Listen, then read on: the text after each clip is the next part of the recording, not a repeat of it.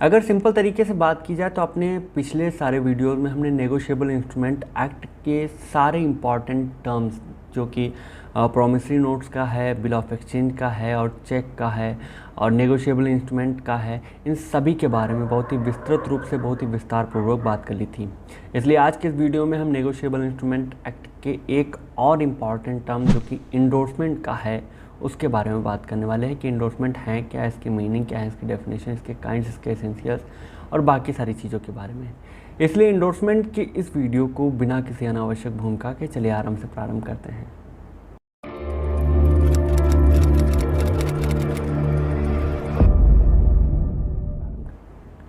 Basically अगर endorsement की बात की जाए तो इसको हिंदी में कहते हैं पृष्ठांकन। पृष्ठांकन का मतलब यह हुआ कि जब कोई व्यक्ति किसी इंस्ट्रूमेंट के पीछे या किसी पत्र के पीछे, प्रपत्र के पीछे कुछ लिख देता है तो इस पीछे लिखे हुए शब्दों को पृष्ठांकन कहते हैं। पृष्ठ में अंकित किए गए हर एक शब्द को पृष्ठांकन के अंतर्गत समाहित किया जाता है। इंडोर्समेंट भी कुछ ऐसा ही होता है जहाँ पे एक व्यक्ति जो कि ड्रॉयर होता है या मेकर होता है नेगोशिएबल इंस्ट्रूमेंट का, वो किसी किसी नेगोशिएबल इंस्ट्रूमेंट के पीछे वो स्वयं या फिर जो एक ड्रॉई होता है जिसके हाथ में वो नेगोशिएबल इंस्ट्रूमेंट एक्ट दिया जाता है, वो उस पर कुछ लिख देता है, अपने साइन कर देता है या किसी अन्य पर्सन को जब ऑथराइज कर देता है तो इस प्रकार की प्रक्रिया को, इस प्रकार के लेखन को जो है वो इंडोर्समेंट या पृष्ठांकन कहा जाता है। इंडोर्समेंट के बारे में yourdictionary.com के अंतर्गत ऐसा बताया गया है कि a endorsement is the act of placing a signature on the back of a negotiable instrument in order to assign it to an endorsee. अर्थात पृष्ठांकन एक वह प्रक्रिया होती है जहाँ पर एक व्यक्ति अपने सिग्नेचर के साथ किसी प्रपत्र के पीछे किसी अन्य व्यक्ति को असाइन कर देता है, उसको ऑथराइज कर देता है, उसको अधिकार दे देता है, उससे संबंधित जितने भी अधिकार हैं, और इस प्रकार वह व्यक्ति स्वयं इंडोर्सर बन जाता है। अब इसके अगर प्रोविज़न के बारे में बात करें तो नेगोशिएबल इंस्ट्रूमेंट एक्ट 1881 के सेक्शन 15 में इंडोर्समेंट का प्रोविज़न दिया गया है, जहाँ पे इंडोर्समेंट के बारे में बताते हुए इसमें ऐसा लिखा गया है कि व्हेन द मेकर और a holder of a negotiable instrument signs the same otherwise than as such maker for the purpose of negotiation on the back or face thereof or on a slip of paper annexed thereto,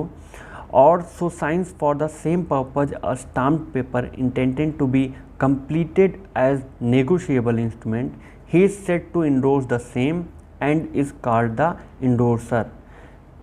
कहने का तात्पर्य ये है कि जब एक negotiable instrument act का maker या जो एक ड्रॉयर है वो नेगोशिएशन के उद्देश्य से किसी इंस्ट्रूमेंट के बैक साइड पे कुछ चीज़ें लिख देता है या किसी थर्ड पर्सन को असाइन कर देता है और अपने साइन कर देता है, ये एक नेगोशिएबल इंस्ट्रूमेंट के पीछे भी कर सकता है या उस इंस्ट्रूमेंट के साथ लगे स्लिप पर भी कर सकता है, और अगर नेगोशिएशन की इतनी ही आवश्यकता है तो एक वो ड्यूली स्टाम्प पेपर पर भी ये इंडोर्समेंट या पृष्ठांकन कर सकता है, और इस तरह वो व्यक्ति स्वयं एक इंडोर्सर बन जाता है और जिसका नाम उसमें अंकन किया जाता है, अंकित किया जाता है, वो व्यक्ति यहाँ पर इंडोर्सी हो जाता है। नेक्स्ट हम बात कर लेते हैं इसके एसेंशियल इंग्रेडिएंट्स या रिक्वायरमेंट्स के बारे में। तो रिक्वायरमेंट्स के बारे में इतना बताया गया है क्योंकि इसमें कुल मिला के 3 ही पॉइंट्स हैं जो इसके रिक्वायरमेंट्स के लिए अति आवश्यक हैं। यहाँ पे सबसे पहली चीज़ ये है कि एक इंडोर्समेंट होने के लिए पहली चीज़ तो नेगोशिएबल इंस्ट्रूमेंट या परिक्राम्य लिखत का होना ज़रूरी है, चाहे वो बिल ऑफ एक्सचेंज हो या प्रॉमिसरी नोट हो, इन दोनों में से किसी एक चीज़ का होना ज़रूरी है। द सेकेंड थिंग इज़ कि जो इंस्ट्रूमेंट होगा उसके पीछे मेकर या ड्रॉयर के द्वारा उस पर बैक साइड पे या उसके फेस पे लिखना ज़रूरी है, इंडोर्स करना ज़रूरी है और अपना साइन करना ज़रूरी है। And the third and the most important thing is कि ये दोनों कृत्य करने के बाद जब उस इंस्ट्रूमेंट की डिलीवरी कर दी जाएगी तो ये पूरा जो एक्ट है इंडोर्समेंट का, जो पूरा मैकेनिज्म है वो पूरा माना जाएगा। और सबसे लास्ट में अब हम बात कर लेते हैं इंडोर्समेंट के काइंड्स के बारे में, इसके प्रकार के बारे में। तो प्रकार के बारे में नेगोशिएबल इंस्ट्रूमेंट एक्ट के अंतर्गत बताया गया है कि इसमें सबसे जो पहला प्रकार होगा उसको हम इंडोर्समेंट इन ब्लैंक कहते हैं, जो कि सेक्शन 16 के अंतर्गत दिया गया है। सेक्शन 16 के अंतर्गत दिए गए इंडोर्समेंट इन ब्लैंक का पर्याय ये हुआ कि जब एक मेकर या ड्रॉयर एक इंस्ट्रूमेंट को ड्रॉ करने के बाद उसके बैक साइड पे अपना साइन करके बाकी सारी चीज़ें ब्लैंक छोड़ देता है, इसका मतलब ये है कि वो जिस व्यक्ति को होल्ड कर रहा है, दे रहा है, होल्डर बना रहा है या असाइन कर रहा है, उसके पास ये अधिकार होता है कि वो उस पर अपने तरीके से उस पर साइन करके या किसी अन्य व्यक्ति को असाइन करके उसको होल्डर बनाकर रिकवरी ऑफ मनी कर पाएँ। तो इस प्रकार के नेगोशिएबल जो इंडोर्समेंट हैं उनको इंडोर्समेंट इन ब्लैंक कहा जाता है। The next one is endorsement in full. Endorsement in full का जैसे कि आपको नाम ही पता चला होगा, जैसे ब्लैंक में होता है कि कुछ नहीं लिखते हैं और फुल में है कि सारी चीज़ें लिख देते हैं। यानी कि जब एक मेकर एक ड्रॉयर नेगोशिएबल इंस्ट्रूमेंट के ऊपर उसके बैक पे या उसके फेस पे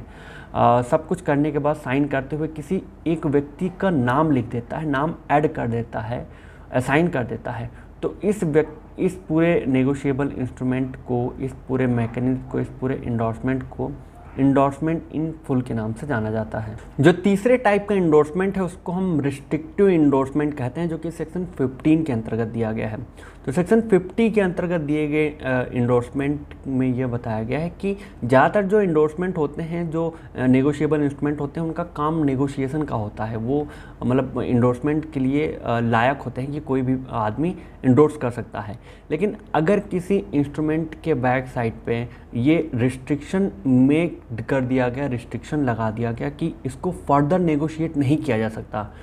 तो ऐसे तरह के इंडोर्समेंट को रिस्ट्रिक्टिव इंडोर्समेंट कहा जाता है, जो कि सेक्शन 50 में दिया गया है। जो अगला टाइप है उसको हम इंडोर्समेंट विदाउट रिकोर्स या इंडोर्समेंट साइंस रिकोर्स बोलते हैं, जो कि सेक्शन 52 में दिया गया है। तो इसके अंतर्गत ये बताया गया कि अगर कोई इंडोर्सर चाहता है कि वो अपनी लायबिलिटी को लिमिटेड कर ले, लायबिलिटी को समेट ले, सहेज ले, कम कर ले, सीमित कर ले, तो ऐसी स्थिति में वो उस इंस्ट्रूमेंट पर जब कोई स्टिपुलेशन साइन कर देता है, स्टिपुलेशन मेड कर देता है और अपनी जो उसकी लायबिलिटी है, जो उसकी देयता है, उसको सीमित कर लेता है, तो ऐसे प्रकार के इंडोर्समेंट को इंडोर्समेंट साइंस रिकोर्स या इंडोर्समेंट विदाउट रिकोर्स के नाम से जाना जाता है। जो हमारा अगला इंडोर्समेंट है वो भी सेक्शन 52 के अंतर्गत ही दिया गया, जिसको हम कंडीशनल इंडोर्समेंट कहते हैं। तो कंडीशनल इंडोर्समेंट उस टाइप का इंडोर्समेंट होता है जहाँ पे एक जो इंडोर्सर होता है, मेकर होता है, वो इंडोर्समेंट के साथ साथ एक कंडीशन भी रख देता है कि ये चीज़ होने पर या ये कृत्य होने पर, ये इवेंट होने पर ये जो पूरा इंस्ट्रूमेंट है वो मैच्योर होगा, या फिर मैं मतलब मान लो उसने कोई एक बिल ऑफ एक्सचेंज ड्रॉ किया और ड्रॉ करने के बाद उसमें एक इंडोर्समेंट के साथ साथ एक कंडीशन भी लगा दी कि फला तारीख को अगर ये फला एक्ट हो गया तभी ये इंडोर्समेंट मैच्योर होगा। तो ऐसे प्रकार के इंडोर्समेंट को जो है वो कंडीशनल इंडोर्समेंट कहा जाता है। Second last kind of endorsement is given under the section 56, जिसको हम कहते हैं पार्शियल इंडोर्समेंट। पार्शियल इंडोर्समेंट का मतलब ये हुआ, जैसे बेसिकली इंडोर्समेंट में या नेगोशिएबल इंस्ट्रूमेंट में ये चीज़ पूरी तरह से प्रोहिबिट की गई है कि आप यहाँ पे कोई भी काम पार्शियल नहीं कर सकते। लेकिन मान लीजिए किसी का मान लीजिए कुछ पैसा बकाया है, मान लीजिए पहले से कुछ पैसा था तो उसमें आधा तो अदायगी हो गया और आधा बचा हुआ है, तो उस बचे हुए आधे के संबंध में एक इंडोर्समेंट जो है वो किया जा सकता है। तो इसीलिए इसको पार्शियल इंडोर्समेंट कहा जाता है। पर्याय ये हुआ कि अगर कोई व्यक्ति चाहे कि किसी व्यक्ति से 100 रुपये लेने हैं तो वो ऐसा नहीं कर सकता कि इंस्ट्रूमेंट में ये इंडोर्स कर दे कि 100 रुपये लेने हैं लेकिन अभी आप मुझे 50 ही दे दो, तो ये पार्शियल इंडोर्समेंट नहीं किया जा सकता। लेकिन अगर मान लीजिए 100 रुपये लेने थे, 50 पहले से ही ले चुका है, 50 बकाया बचे हैं, तो उस 50 को लेने के लिए जब एक इंस्ट्रूमेंट ड्रॉ करा जाएगा तो ये पार्शियल जो इंडोर्समेंट है, यहाँ पर जो ये इंडोर्समेंट किया जाएगा वो मान्य होगा, रिकॉग्नाइज किया जाएगा और वैलिड होगा। और सबसे लास्ट काइंड ऑफ इंडोर्समेंट जो है उसको हम फैकल्टेटिव इंडोर्समेंट बोलते हैं। इसके बारे में कोई सेक्शन नहीं दिया गया है, लेकिन इसका प्रोविज़न ये है कि जब एक इंडोर्सर अपने राइट्स को या अपनी किसी भी चीज़ को जो कि उसके पक्ष में होनी चाहिए उसको वेग कर देता है, उसको त्याग कर देता है, उसको मतलब छोड़ देता है, जाने देता है, तो ऐसे प्रकार के इंडोर्समेंट को जब वो इंडोर्समेंट ड्रॉ करेगा ऐसे प्रकार का, तो इस प्रकार के इंडोर्समेंट को फैकल्टेटिव इंडोर्समेंट कहा जाता है। तो ये थे इंडोर्समेंट के काइंड्स, उनकी मीनिंग, उसके डेफिनेशन, उसके प्रोविज़न और उसके एसेंशियल इंग्रेडिएंट्स। आई होप आपको ये सारे पॉइंट्स अच्छे से समझ में आ गए होंगे। बाकी के लॉ से related videos, points, topics, judgement और अमेंडमेंट्स के लिए हमारे साथ बने रहिए, हमारे साथ जुड़े रहिए। धन्यवाद।